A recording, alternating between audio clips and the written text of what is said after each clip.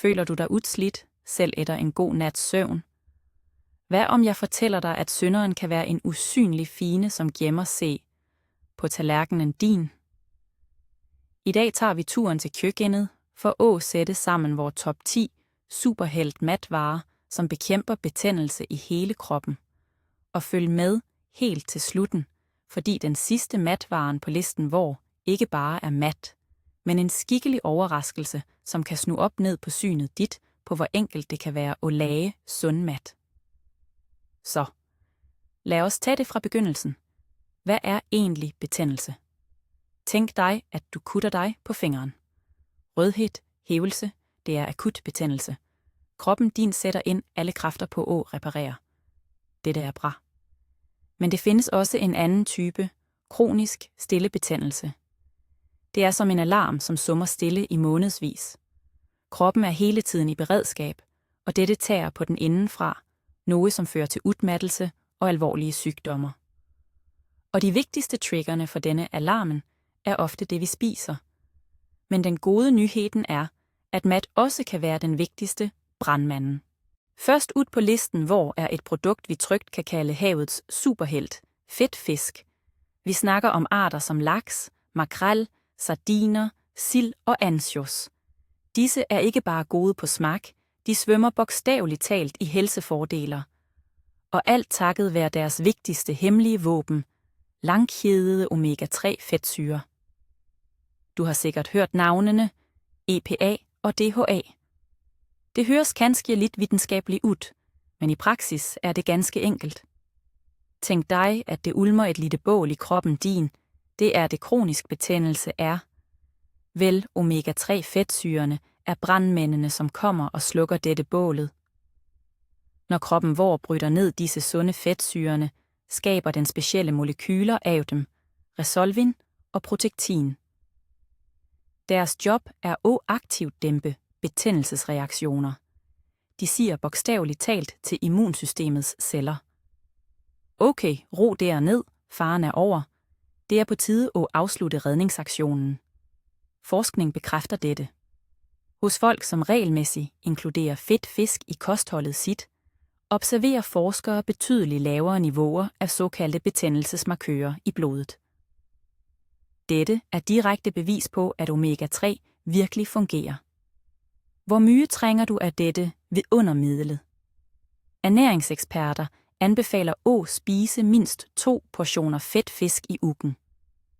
1 portion er omtrent en bit på størrelse med håndfladen din. Ovnsbagt laks til middag eller en sardinsalat til lunch er ikke bare godt. Det er din investering i en betændelsesfri helse. Men hvad, om du virkelig ikke liker fisk? Det findes et alternativ i form af højkvalitets fiskeolie i kapsler. Men husk, at hel fisk altid er bedst. For sammen med omega-3 får du også højkvalitets protein, vitaminer og mineraler. Så når du lakker en bit fedt fisk på tallerkenen din, spiser du ikke bare. Du sender en kraftig styrke i frontlinjen for at bekæmpe en usynlig fiende. Lad os bevæge os videre til noget sødt og utrolig vakkert. På andre plads på vor liste finder vi de strålende bærene. Vi snakker om blåbær, bringebær, jordbær, bjørnebær, kort sagt et helt spekter af saftige og aromatiske bær. Disse små naturgavene fryder ikke bare øjet og smagsløkende. De er sande skatkammer, fulde af kraftige antioxidanter. Og hovedrollen i denne sammenhæng spilles af et stof, vi kalder antocyaner. Det er netop antocyanerne, som giver bærene deres dybe røde, blå og violette nuancer. Men jobben deres begrænser se ikke til at være et naturligt farvestof. Se for dig, at kroppen din huser bitte små skadegørere, frie radikaler. De skader celler og fremkalder betændelse. Vel, antocyanerne fungerer som en elitestyrke, som sporer op og neutraliserer disse skadegørerne. Men det er ikke alt. Disse fantastiske forbindelser har endda et talent. De kan påvirke aktiviteten til visse celler i immunsystemet vort, kaldt naturlige dræbeceller. Normalt set er disse cellerne vore forsvarere, men ved kronisk betændelse kan aktiviteten deres blive forstyrret. bær bidrager til at opretholde en sund balance i deres funktion. Forskning har vist, at voksne, som regelmæssigt spiste bær, som for eksempel jordbær, havde et betydeligt lavere niveau af specifikke inflammatoriske markører knyttet til hjertesygdom. Og her er den bedste nyheden. Du trænger ikke vente til sommeren for at drage nytte af alt dette. Frosne bær beholder næsten alle sine betændelsesdæmpende egenskaber, så du kan året rundt tilsætte en håndfuld blåbær i morgengrøtten, lage smoothie med bringebær, eller ret og slet nyde dem som en sund dessert. Så næste gang sødsuget melder C, husk disse farverige forkæmperne. En håndfuld bær er ikke bare en godbit, men et kraftigt og velsmagende slag mod betændelse. Og lad os dykke ned i det grønne. Vor næste stjerne er kanskje den grøntsagen, mange havde et lidt kompliceret forhold til som barn. Vi snakker broccoli. Nogen elsker den, mens andre fortsat får frysninger ved tanken. Men fakta er ubestridelige, og de fortæller os, at broccoli er en ægte korsblomst superhelt i kampen mod betændelse. Dens hemmelige våben. En kraftig antioxidant kaldt sulforafan. Hvad gør så dette sulforafanet? Tænk dig det som en smart manager inde i kroppen din. Det bare kæmper ikke selv mod frie radikaler. Det aktiverer et helt netværk af forsvarsgener og enzymer i kroppen. Med andre ord, broccoli giver dig ikke bare antioxidanter. Den får kroppen din til at producere dem selv. Dette tager kroppens eget forsvar til et helt nyt niveau. Forskning viser, at sulforafan bidrager til at reducere niveauet af centrale brandstiftere for betændelse, de såkaldte cytokinene. Det er næsten som om den går bort til betændelsesreaktionen og siger, okay, folkens, festen er over, på tide at drage hjem. Og en god nyhed for dig, som kanskje ikke er broccoliens største fan. Hele dens familie har lignende superkræfter. Blomkål, rosenkål, grønkål, alle indeholder disse sunde forbindelserne. Forresten, her er et lille tips. For at få mest muligt ud af broccolien, er det bedst at spise den rå eller let dampet, til den fortsat er lidt sprø, altså al dente. Kraftig varmebehandling kan nemlig ødelægge enzymet, som er nødvendig for, at sulforafanet skal aktiveres. Så disse små grønne træerne på tallerkenen din er altså ikke bare et tilbehør. De er et kraftigt værktøj for afgiftning og for at reducere betændelsesprocesser på celleniveau. Hvorfor ikke give den en ny chance? Når er det tid for en ægte cremet supermat, som har erobret millioner af hjerter, avocadoen. Mange frygter fremdeles fedt, men avocadoen er et glimrende eksempel på, at fedt kan være utrolig sundt. Den er propfuld af sunde enumættede fedtsyrer, først og fremmest oliesyre, den samme som gør olivenolie så værdifuld.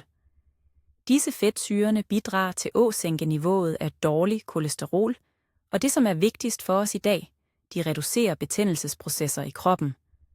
Men dette er bare begyndelsen. Avocadoen er også rig på kalium, magnesium og fiber, som spiller en vigtig rolle for at opretholde god helse i hele kroppen. Den virkelige magien ligger imidlertid i dens unikke forbindelser. Avocadoen indeholder karotenoider og tokoferoler, som er kendt for sin kraftige betændelsesdæmpende effekt. Her er et svært interessant fakta. De sunde fedtsyrene i avocado hjælper kroppen vor til at bedre tage op antioxidanter, ikke bare fra avocadoen selv, men også fra andre grøntsager, du spiser sammen med den. For eksempel, hvis du lægger avocado i en salat med gulerødder og spinat, vil du få mye mere ud af disse grøntsagerne.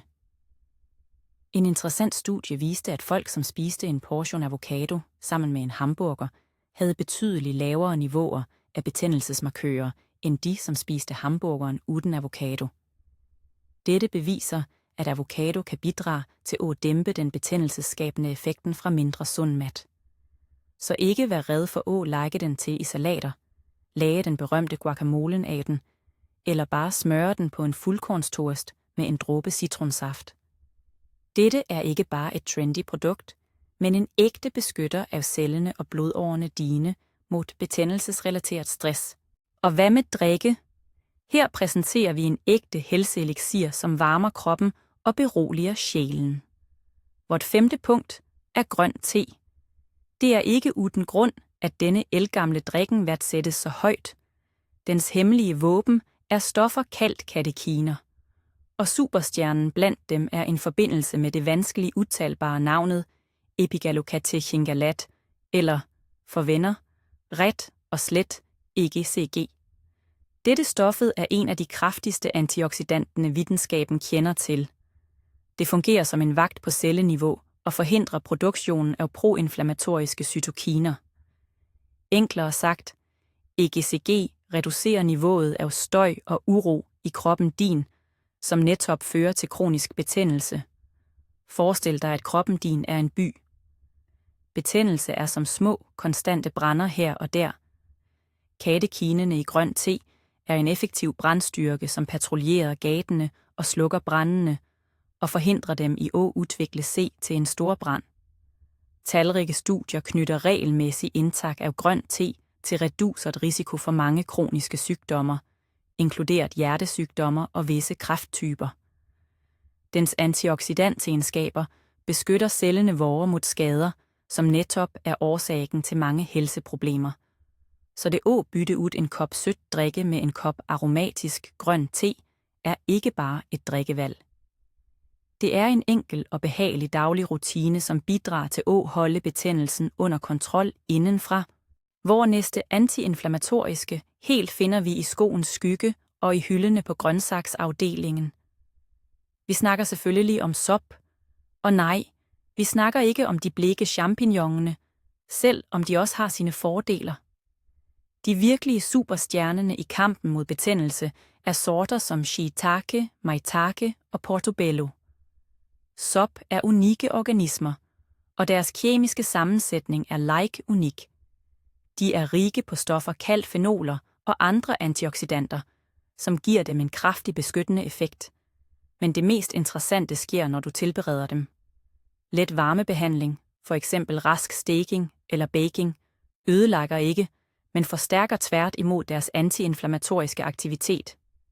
Dette skyldes, at varme bidrager til at frigøre disse gunstige forbindelserne fra soppens cellevægger. Det er imidlertid en vigtig nuance. Sop spises bedst tilberedt, ikke rå. I rå tilstand kan de indeholde stoffer, som er vanskelige at fordøje, og som til og med kan være let giftige. Så let tilberedning er nøglen til maksimal nytte og sikkerhed. I tillæg er sop en af få plantebaserede kilder til vitamin D. Dette vitaminet spiller en nøglerolle i reguleringen af immunsystemet og kontrollen af betændelsesprocesser. Så at lægge til en portion smagfulde sop i pastaen, omeletten eller som tilbehør, er en udmærket måde at variere kostholdet på og give kroppen et unikt sæt med næringsstoffer, som aktivt bekæmper betændelse. Det er på tide at krydre tilværelsen lidt. Vores 7. stjerne er ægte flytende guld, den strålende og aromatiske krydderdronningen, gurkemeje. Dette knaldorange krydderet har i århundreder blivet brugt i indisk matlaging og ayurvedisk medicin. Og moderne videnskab bekræfter fuldt ud dens helsebringende egenskaber. Hovedaktøren i gurkemeje er et aktivt stof kaldt kurkumin. Og det er her, det bliver virkelig interessant. Kurkumin er en af de kraftigste naturlige betændelsesdæmpende forbindelser menneskeheden kender til. Dens virkning er så potent, at forskere sammenligner effektiviteten med enkelte farmaceutiske lægemidler, men uden bivirkninger. Hvordan fungerer den da? Kurkumin er i stand til at blokere et nøgleprotein på molekylært niveau, et protein, som en dirigent, starter hele kæden af inflammatoriske reaktioner i cellerne vore. I bund og grund slukker den ikke bare branden, den tager fyrstikkerne fra brandstifteren. Kurkumins effektivitet i kampen mod betændelse er bevist i hundredvis af studier, specielt for tilstander som ledgigt. Mange rapporterer betydelig reduceret smerte og stivhed i ledene efter regelmæssig indtag af gurkemeje. Men det er en liten hemmelighet. Kurkumin absorberes ganske dårligt av kroppen vår på egen hånd. For at utløse dess fulle potential trænger det en hjælper. og denne hjælperen er sort pepper. Forbindelsen piperin, som findes i pepper, øger optaget af kurkumin 1000-fold. Så tilsæt en klype gurkemeje og sort pepper i kariritter, supper, grøntsagsgryter eller til og med i din morgensmoothie. Dette er en enkel og utrolig effektiv måde at forvandle maten din til et kraftfuldt medicament. En hyggelig overraskelse for alle chokoladeelskere. Vort 8. produkt beviser, at sundt kan og til og med bør være godt. Mødt mørk chokolade og kakao. Jeg vidste, du hørte rigtigt. Chokolade kan være en del af et betændelsesdæmpende kosthold, men selvfølgelig med vigtige forbehold. Vi snakker udelukkende om mørk chokolade med højt kakaoindhold, 70% eller mere. Mælkechokolade og hvidt chokolade falder desværre ikke ind under denne kategorien, da de indeholder for mye sukker og for lidt nyttige stoffer. Så, hvad er hemmeligheden? Kakaobønner indeholder fantastiske antioxidanter kaldt flavanoler. Det er netop de, som giver mørk chokolade den karakteristiske bitre smaken. Disse flavanolene har en kraftig betændelsesdæmpende effekt, specielt på cellerne, som klæder indsiden af blodårene vore. Forestil dig, at blodårene dine er vejer. Betændelse gør dem stive og ujævne, noget som hindrer normal blodstrøm. Flavanolene bidrager til at holde disse vejene, glatte, elastiske og sunde. De bidrager til at sænke blodtrykket og forbedre den generelle funktionen til hjerte- og karsystemet. Forskning viser, at moderat indtag af mørk chokolade kan reducere niveauet af betændelsesmarkører i blodet og mindske risikoen for hjertesygdomme. Så 1-2 bitter kvalitetsmørk chokolade om dagen er ikke bare en nytelse. Det er din lille, men svært velsmagende investering i hjerte- og karhelsen. Det vigtigste er at huske mådehold og vælge chokolade med højest mulig kakaoindhold og mindst mulig sukker. Nyt med god samvittighed. Næsten i mål. Vor 9. deltager er et sandt symbol på sundt kosthold, Middelhavets flytende gulv. Dere har sikkert allerede gættet det. Det er extra virgin olivenolie. Og netop extra virgin, det er en svært vigtig præcisering. Bare denne typen olie bevarer mesteparten af sine gunstige egenskaber, fordi den udvindes ved mekanisk pressing uden brug af kemiske løsemidler eller høj varme. Det er som ferskpresset juice, bare fra oliven. Hovedhemmeligheden bag olivenolie ligger i fedtsyresammensætningen. Den er rig på endumættede fedtsyrer, specielt oliesyre, som vi allerede har snakket om i forbindelse med avocado. Disse fedtsyrene er fantastiske for at bekæmpe dårlig kolesterol og forbedre blodårenes helse. Men den virkelige stjerne, som gør olivenolie til et kraftigt betændelsesdæmpende middel, er et stof kaldt oleokantal. Denne naturlige forbindelsen har en unik evne. I sin struktur og virkemåde ligner den slående på ibuprofen, et velkendt betændelsesdæmpende legemiddel. Selvfølgelig er oleokantalet i olivenolie ikke like stærkt som en tablet, men det virker kumulativt og har ingen bivirkninger. Det undertrykker skånsomt, men effektivt aktiviteten til enzymer, som starter betændelsesreaktioner i kroppen. Forskning viser, at regelmæssig indtag af ekstra virgin olivenolie er knyttet til reduceret risiko for hjerte- og karsygdommer, slag og til og med visse typer kræft. Den bidrager også til en sund tarm, noget som direkte påvirker immuniteten og betændelsesniveauet vort.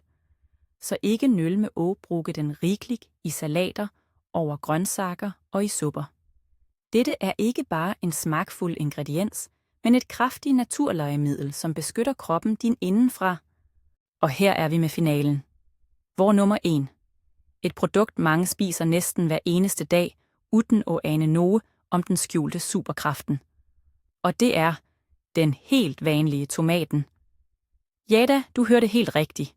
Denne beskedne, men så velkendte grøntsagen, selv om botanikere ville kalde den et bær, er en ægte mester i vor kåring.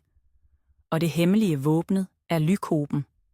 Lykopen er en af de kraftigste antioxidanterne i karotenoidgruppen. Det er denne, som giver tomater den dybe, røde farven.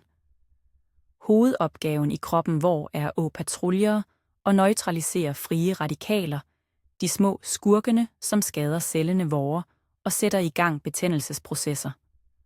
Forskning viser, at lykopen er specielt effektivt, når det gælder at reducere betændelsesmarkører, knyttet til hjerte- og karsygdommer og visse kræfttyper. Det er en ægte livvagt for cellerne vore. Men her er pointet. Selve overraskelsen, jeg snakkede om i starten. I modsætning til mange andre grøntsager, hvor næringsstoffene ofte reduceres ved koking, er det modsat med tomater.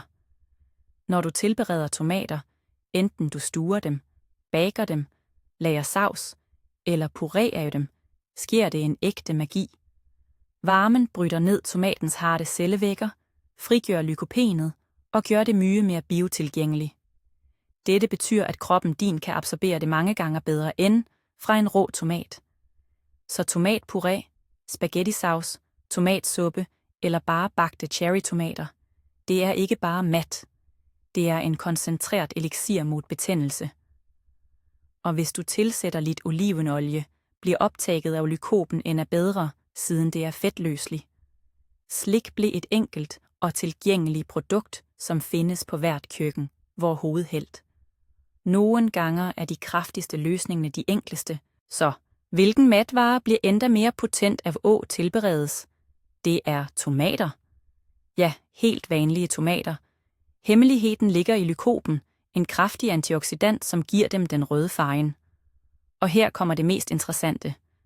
Ved varmebehandling øger biotilgængeligheden, altså kroppens evne til at tage det op, dramatisk.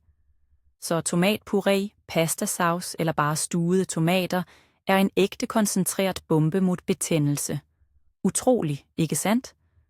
Nogle gange gør enkel matlaging maten mange gange sundere. Det vigtigste at huske er, kampen mod kronisk betændelse handler ikke om en streng diæt, men om smarte og velsmagende tillæg til kostholdet dit. Du trænger ikke at give op alt. Det holder at tilføre de rette matvarerne som bidrag. Tak for, at du så denne videoen helt til slutten. Hvis du lærte noget nyt og nyttigt, ikke glem at like videoen og abonnere på kanalen for at ikke gå glip af vores næste indlæg. Og nå et spørgsmål til dig. Hvilken af disse matvarerne liker du allerede og spiser regelmæssigt? Eller har du kanskje din egen hemmelige matvare, som bekæmper betændelse? Del i kommentarfeltet, så samler vi den mest nyttige listen sammen.